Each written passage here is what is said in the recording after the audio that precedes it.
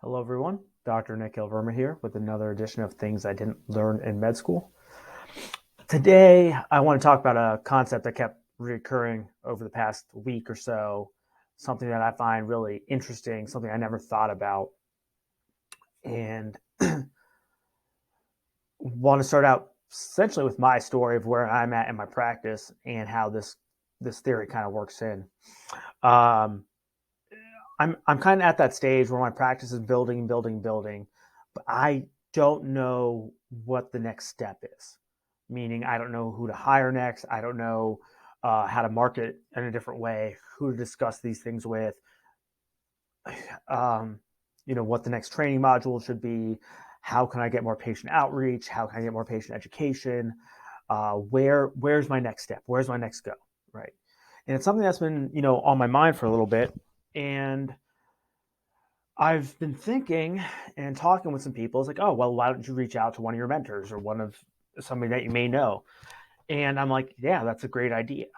So I've been reaching out to a few people, and it conversation is always, yeah, no, happy to talk. We talk for about an hour or so, and then the next thing I know is like, why don't you just come to my office for a week and shadow, and we can talk more about how things go. It's like, yeah, that's a great idea, but if I do that, I'm taking away from my own practice. I'm not being able to build. So I understand that, yeah, it's a time commitment, but that's also going to be detrimental to my practice. So I won't be able to keep up. Then the next option that I've been getting a lot is these business coaches or health coaches or practice coaches, whatever you want to call them. And I'm like, yeah, that's a great idea. I can do it on my own terms. We meet every week and that kind of stuff. But the amount of money that they're asking, like, sometimes $10,000 to $20,000 for 3 to 4 months of work is like, that's not something I'm comfortable spending right now. And again, I do believe that these things are valuable and we should do these things, but it's a cost to risk analysis that I'm just not in a comfortable spot yet. Maybe I'll change in a few months. Maybe I'll change in a few years. I don't know. And I'll definitely take these people up on these offers. I think that's the only way we grow and we learn and build. Similar with seminars and courses, like, yeah, great, I can do that, but it's taking away time from my practice. That's why it's great to have some of these seminars and stuff on the weekends or in the evening time where you can at least dedicate more time and look at and kind of sit down and understand what's trying to be said and utilize that in your own practice. But most of the time, these seminars and such are just a platform for these individuals to sell you on a more comprehensive business plan. So it's there's nothing wrong with that. I'm not saying that they're doing something wrong. I'm saying that that's not where I want to be. That's not where I'm at right now, and there is room and space for that kind of stuff. And I think it's important to pay mentors and business people in that time frame. But the truth is, I don't have that person for me right now, and the people in also you should have multiple mentors for different parts. Like, maybe there is one person that like, okay, what's the business side of my practice look like? And then someone else that's talking, what's the marketing side of my practice look like? And all these things do matter. And that kind of brings me to why I do some of these videos and why the past few interviews that I've been on, Medicine Redefined podcast and Neurospine podcast, is, they say they enjoy that I get a little bit hot and heated and spicy with my takes. And I was just thinking deeply about, why do I do this? And why do these things bother me so much? And most of the time, my topics come off because I've been irritated by something in the system or something that's going on, and it's giving me a physical or mental pain point in my practice, and it's a stopping point, and it's reasons why I can't grow. So I usually allow the emotion to come out on my videos, and I allow myself to display it. And my goal is, and I had to take some time to think about it, is I am so frustrated with this topic right now that it'd be so good in the future that if you or when you do ultimately run into these problems, you won't be as frustrated because you know what? Dr. Verma, he said this was going to happen. I knew it was going to happen. At least he warned me and he gave me some advice that helped him out. Maybe that'll help me, maybe it won't. Or maybe I spent the time beforehand understanding what his problems were and I can prevent things from getting worse, or I can read about ways to change that or learn about ways to change that before it happens. And I think that's a really important thing to do. And I guess, I don't want other people to be struggling the ways that I'm struggling. I want you to have new problems. I want you to have better problems. I want you to have bigger problems. Um, we all know the saying, there are no stupid questions. I completely disagree with that. There are stupid questions all the time. My challenge would be and I ask stupid questions a lot, probably way too often. I think the challenge should be how do I ask a better question? And this is as simple as, we all go through that mind loop where we've seen those videos where a child or even ourselves are like, ask our mom and dad, why is the sky blue?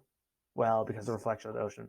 Well, why is the ocean blue? And you go through down this pathway of why? And then eventually we get so discouraged to ask questions as we get older because we've kind of been annoying to the people we've been asking these questions to. But, at that point, I think it's like, yeah, what is a better question to ask? And I think if we can start focusing on what these better questions, and for that example I gave, I don't know if there's a better question to ask, but, if we're asking better questions, we're getting better answers. And I think that's what's important. And you could go through a whole experiment to show people why things work the way they work. And that might be the answer to some curious minds. And that's to encourage other curious minds to go, hey, what do I need to go figure out about this? And that's how we grow individually. But what the concept is, and this comes from Alex Hormozi, who talks about a lot about business structure, business development. And we talks about actually Gary Vaynerchuk, who's very successful entrepreneur, a social media savant, and really knows what he's doing and just is all up in your face all the time. But his thing is a lot of people look up to Gary Vee, right? Like, he made this kind of like a cult following even. And the concept is like, here's the thing. I am where I am, but I didn't have someone like Gary Vee to teach me. I did what I did. So I'm letting these people use my platform to go above and beyond. And I think that's something we don't think about as often. And that's why these videos, in my opinion, might be important for you. And that's not to toot my own horn. I know I'm not the cut of everyone's jib, the way I display, the way I talk, and how I explain things. And that's fine. But I hope even if you get that 1 ounce of value out of it. This is the same concept that we'll talk about with Michael Jordan, right? Michael Jordan didn't have Michael Jordan to look up to while he was playing basketball. Every player in the NBA right now had him in his tapes. And then now it's like shifting on to Kobe. And I think we've shifted from Michael to Kobe Bryant, kind of shifting to now how many great players in the NBA right now? That's kind of the progression of how things go. It's like, would Michael Jordan be as successful in today's NBA? The question would be, well, you look at his stats and all this. It's like, yeah, but the difference is Michael Jordan didn't have Michael Jordan. He had someone else, his own aspirations of when he wanted to look up to. But all these players had Michael Jordan. He transformed the game. He transformed how people play. And that's important. And Kobe Bryant, oh my gosh, rest in peace. Love him. Love his message. Love what he did for the game. And just, it's the same thing. These players elevated their training, their mindset. Kobe Bryant used to wake up at 4 a.m. every day playing to shoot hoops. He would go eat breakfast, come back, shoot another round of hoops before he went to class for the day. Because he knew that time he was training, everyone else was sleeping. And that is the reality of, he put people in that mindset. You have to train, you have to go do it. Funny, it was similar with Michael Jordan, the USA Dream Team, when they were out, they just had to practice the next day, or maybe they won the first game. I forget exactly what it was. And, everyone's like, all right, let's go out and celebrate. They were out partying till 4 a.m., 5 a.m., everyone's dragging it back in and like going up to sleep. And Michael Jordan, cut off t-shirt, workout gloves on, coming down the elevator, crosses them in the lobby, a few of them, not all of them. And he's going to the gym. He's going to bust his ass. So, and this isn't a concept to say that I'm comparing myself to Michael Jordan or these greats or Kobe Bryant or anything like that. But the concept remains is giving people a platform to catapult themselves above and beyond, to go do bigger and better things than I can even imagine or I can even dream of. In to the similar vein of sports, I'm a huge golf fan for anyone that knows, and this week is the Genesis Invitational, which is Tiger Woods' tournament. So he assembles this tournament, he hosts it, he invites who he wants to come out and play, and all that stuff. And this is the first time he's playing competitive golf in a long time because of back injuries and a car accident and rehab, and he has a lot going on with his son, really developing his own golf game, and he's coaching him a little bit. So all these things like going on for him. And he's like, I'm ready to go play in a real golf tournament, because he's just been doing exposition matches recently otherwise. And it's the same thing. Everyone says is like, oh, if Tiger Woods was in today's time, like he would be so dominant. Would he still be so dominant? Or there's no way anyone could catch him. It's like, I don't disagree with that. He would still be probably the number one golfer in the world most of the time, if not all the time. And in golf, it varies very easily because of point systems and where you finish in each tournament and which tournament you play. But that's besides the point. Arguably, Tiger Woods has done more for the game of golf than any other person has done for any other sport of all time. And he's a household name, arguably the greatest athlete of all time based off of his wins and his rankings. Maybe Serena Williams could be up there as well. Just to name a couple, just to name another one. That's not the point of the argument, but it's just recognizing this greatness of how Tiger Woods changed the game. All these kids, all these major PGA players now, they grew up watching Tiger play. And they grew up dissecting his game, going to train. Tiger was the one that made it popular to be able to bench press 350 pounds as a golfer. So now you look at all these guys on the tour, they're no longer really tall, skinny, or really fat, out of shape guys. Almost 75 to 80% of the golfers are pretty strong. They might not be as ripped as an NFL athlete or NBA athlete, but they have a lot of strength. They need to maintain a lot of mobility as well. But that's the point being, is that Tiger Woods didn't have Tiger Woods to look up to. All these kids did.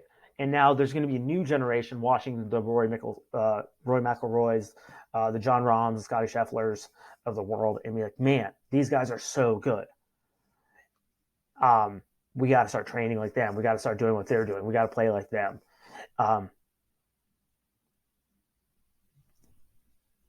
And I think that's a challenging part that we in medicine don't always have. We don't have, like, once we kind of get into attending hood, we don't have that next platform. We don't have a program director. We don't have a fellowship director. We don't have mentors the same way that other places, other companies and business and such do.